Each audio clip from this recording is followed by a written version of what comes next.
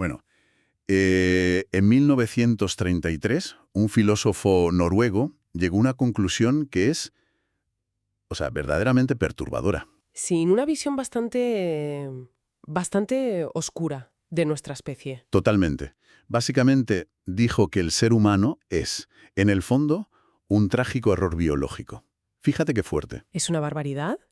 Pero su punto era que somos la única especie tan desarrollada, tan sumamente inteligente y consciente de su propia existencia, que nos causamos nuestro propio sufrimiento constante de forma inevitable. Exacto. O sea, el mero hecho de existir, de procesar la realidad que nos rodea, ya nos agota. Y hoy vamos a explorar el porqué de esta angustia vital en nuestro análisis a fondo. Y ojo, porque no lo vamos a hacer desde la perspectiva convencional a la que la mayoría estamos acostumbrados. El mercado de la autoayuda moderna, ya sabes, es siempre de acumulación. Total. Siempre es sumar cosas. Se nos insiste en que si uno simplemente añade la rutina matutina correcta o si se alcanza ese siguiente hito laboral, pues la mente por fin encontrará la paz. Sí, o se acumula suficientes experiencias positivas en redes, ¿no? Se nos vende una especie de buffet libre donde la solución a todo es siempre tener más. Exactamente. Más dinero, más salud, más paz mental, siempre más. Vale, vamos a desgranar esto. Porque quienes nos escuchan seguramente han estado en ese buffet alguna vez. Comemos y comemos expectativas sociales, devoramos consejos de productividad. Y lo único que conseguimos al final del día es una indigestión emocional tremenda. Tal cual, una sobrecarga absoluta que nos deja sin aliento. Por eso, nuestra exploración de hoy toma un camino totalmente distinto. O sea, hoy traemos un antídoto. Una medicina con un sabor francamente amargo. Todo hay que decirlo. Sí, amarga pero necesaria. Está basada en las enseñanzas de un exitoso canal de YouTube llamado Einzelgänger. Y, a ver, para ponerlo en perspectiva, hablamos de un fenómeno brutal, con más de 2.380.000 suscriptores. Es una locura. Y tienen unos 342 vídeos dedicados a algo fascinante. ¿El qué exactamente? Pues se dedican a explorar la intersección entre la filosofía clásica y el caos absoluto de la vida moderna. ¡Qué maravilla! Así que nuestra misión hoy es destilar las lecciones más contraintuitivas de esa plataforma. Aquellos consejos radicales que la sociedad actual, tan obsesionada con el ruido y el éxito incesante, pues simplemente no quiere que escuchemos. Y es un análisis hipernecesario porque las fuentes que aborda este canal no buscan enseñarnos a encajar mejor en el sistema. Para nada. O sea, no te dan trucos para ser el empleado del mes. Exacto. Filosofías como el estoicismo, el taoísmo o el pesimismo filosófico lo que buscan es cuestionar la validez misma del sistema para poder rescatar nuestra tranquilidad. Claro. Y para entender por qué necesitamos recurrir a posturas tan poco convencionales, primero debemos entender la raíz del problema, ¿no? Sí, el por qué la vida moderna resulta tan intrínsecamente dolorosa para la gente. Y para llegar a esa raíz, volvemos a ese filósofo noruego del principio, Peter Wessel Zapffe, y su oscuro ensayo titulado El último Mesías. Zapffe aquí desmonta por completo el mito de que nuestra inteligencia es el mayor regalo de la evolución. Lo fascinante aquí es cómo Zapffe analiza la evolución de nuestra mente como si fuera un rasgo totalmente desproporcionado. Argumenta que el ser humano tiene una conciencia tan sobredesarrollada que excede con creces nuestra capacidad biológica para soportarla. O sea que nos viene grande. Exactamente. Piensa que un animal salvaje procesa estímulos inmediatos, ¿no? Busca comida, huye de un peligro, descansa. Y ya está, su cerebro se apaga. Claro. Pero la mente humana tiene que procesar, madre mía, su propia mortalidad, la inmensidad incomprensible del universo, los traumas del pasado y la incertidumbre absoluta del futuro. Tela, es muchísimo peso. Demasiado.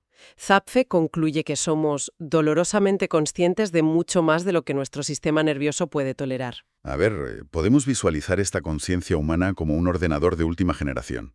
O sea, imaginemos un equipo con un procesador increíble, pero que tiene 50 aplicaciones complejísimas abiertas en segundo plano. Y ejecutándose sin parar, claro. Totalmente. Hay una aplicación analizando cada error que cometimos hace 10 años. otra calculando escenarios catastróficos para el mes que viene, otra comparando nuestro estatus social con el del vecino. Sí, sí, el consumo en segundo plano es bestial. Y todo eso agota la batería constantemente. Nos deja exhaustos, sin energía y, lo peor, sin haber prestado ni un segundo de atención al momento presente. Pues la analogía del ordenador ilustra muy bien esa fuga de energía. Pero fíjate, el mecanismo del que hablaba Zapfe es aún más grave, porque a diferencia del ordenador, a la consciencia humana no se le puede quitar la batería. Ya, no hay un botón de reinicio ni de apagado. No hay un botón de apagado para la angustia existencial. Y precisamente porque no podemos apagar ese exceso de consciencia, pues pasamos la mayor parte de nuestra vida desarrollando estrategias para huir de ese dolor psicológico inherente. Y la principal estrategia de huida es la distracción masiva, algo que nos lleva a cometer errores vitales gigantescos.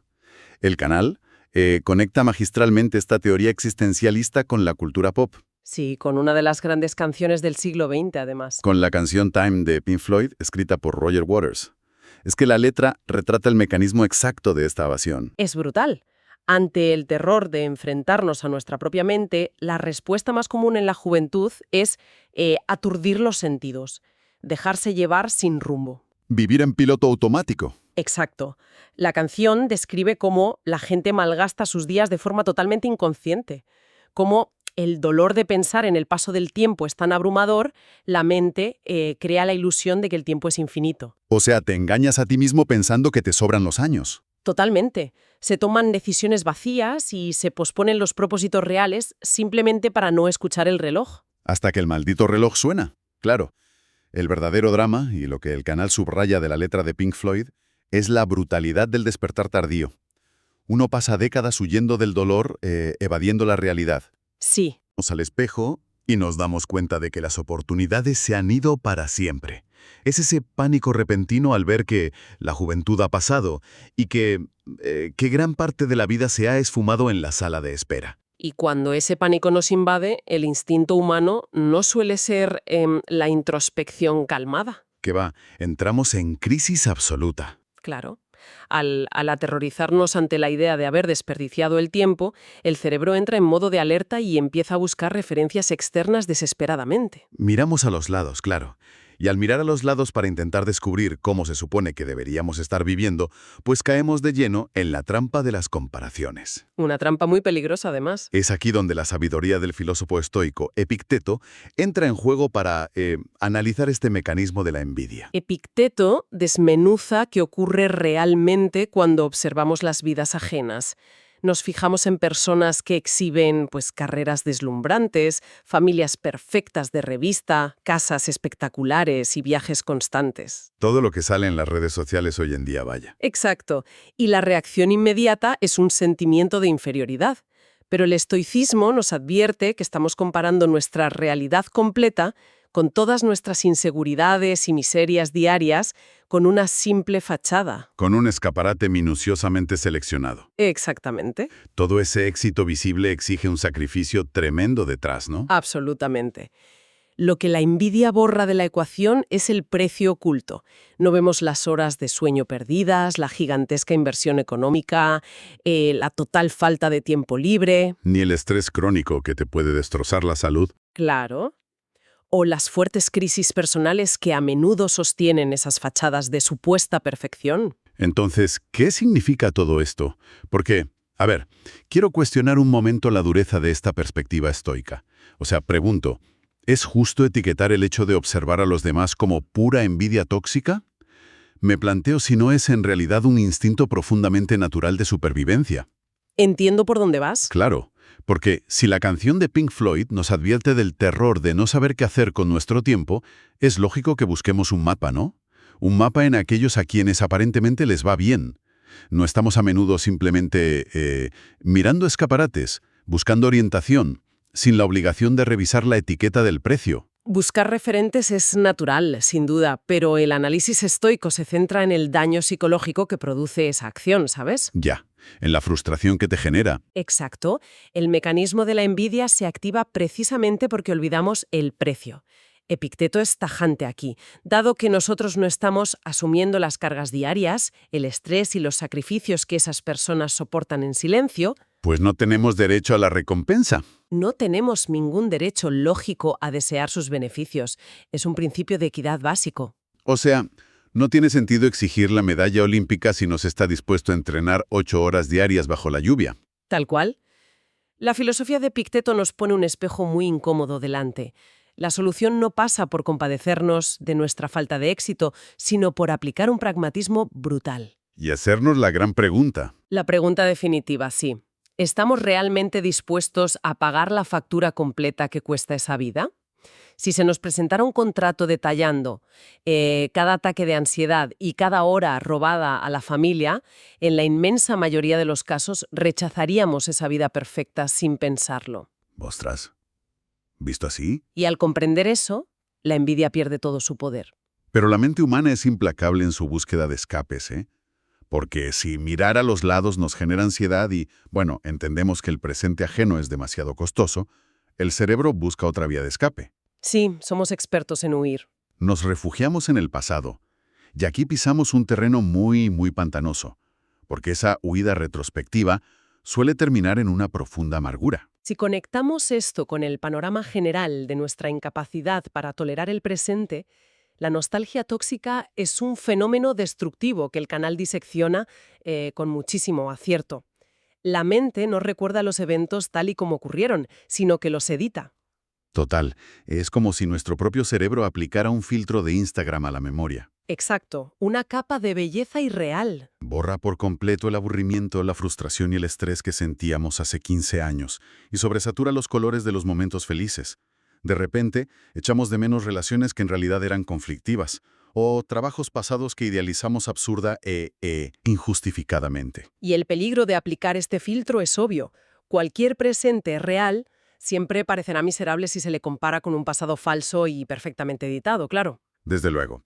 Y este mecanismo de idealización nos lleva de forma natural al pensamiento de Arthur Schopenhauer.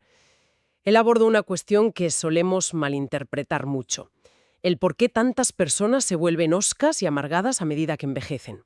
A menudo la sociedad juzga a las personas mayores asumiendo que, simplemente han desarrollado un mal carácter. Ya, el típico cliché del cascarrabias, ¿no? Pero Schopenhauer dice que hay algo mucho más profundo operando ahí. Exacto.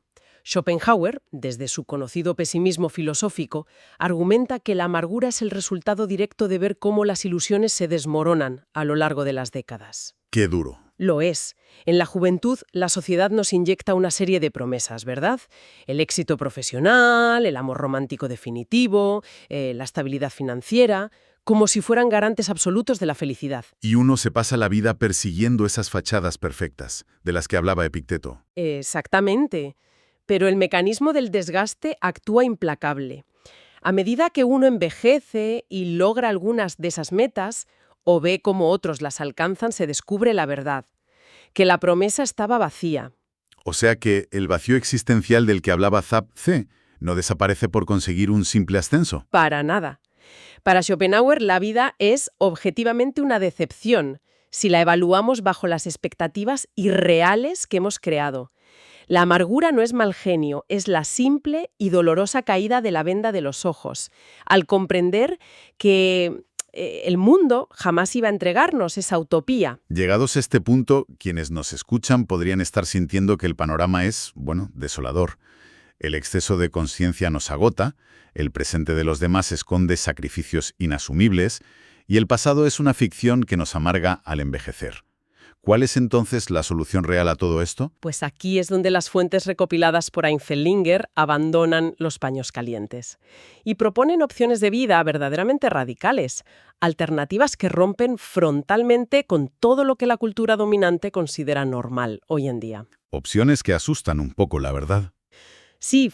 Para entender el calibre de estas alternativas, el canal viaja más de 800 años al pasado, a la vida del poeta y ensayista japonés Kamo no Chomei. Ah, me encanta esta historia. Es que el contexto de su vida es la clave.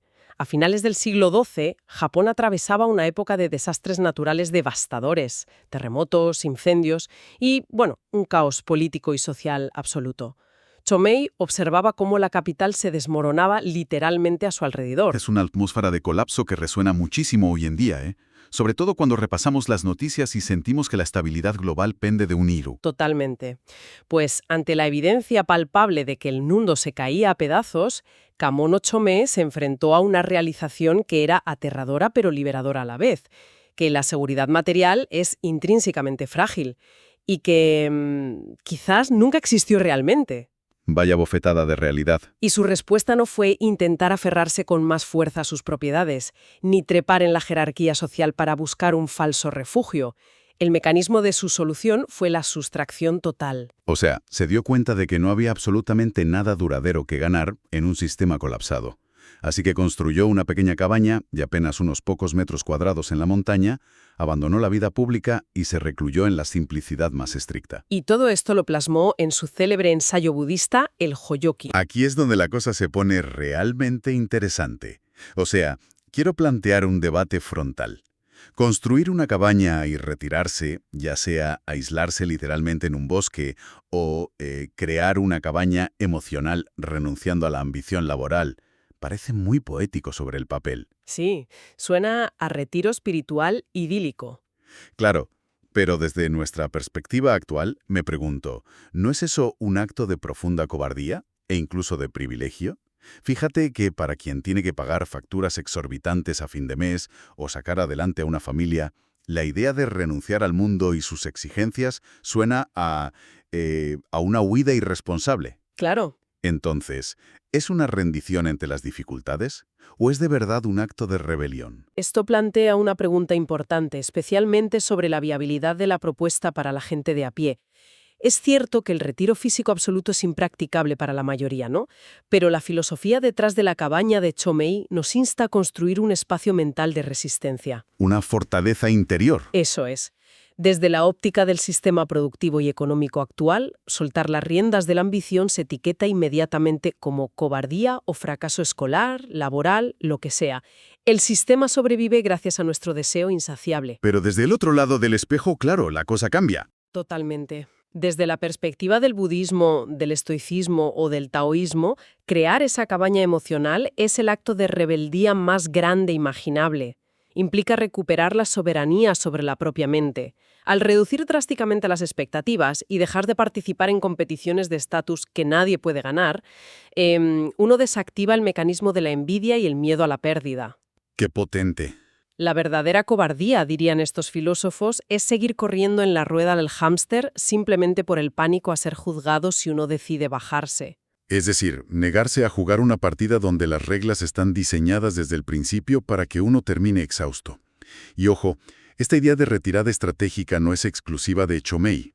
Para nada, hay muchísimos ejemplos. El canal muestra que la historia del pensamiento está llena de posturas similares que abogan por desactivar las demandas externas. Por ejemplo, Schopenhauer, del que hablábamos antes, insistía precisamente en tener el menor número de exigencias posibles hacia el mundo, como el único escudo válido contra la decepción.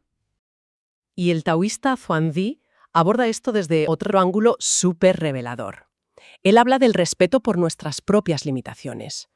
En un mundo moderno que nos exige romper constantemente nuestras barreras y superar todos los límites, Zhuangzi proponía abrazar el flujo natural de las cosas, reconocer hasta dónde podemos llegar sin destruir nuestra paz mental.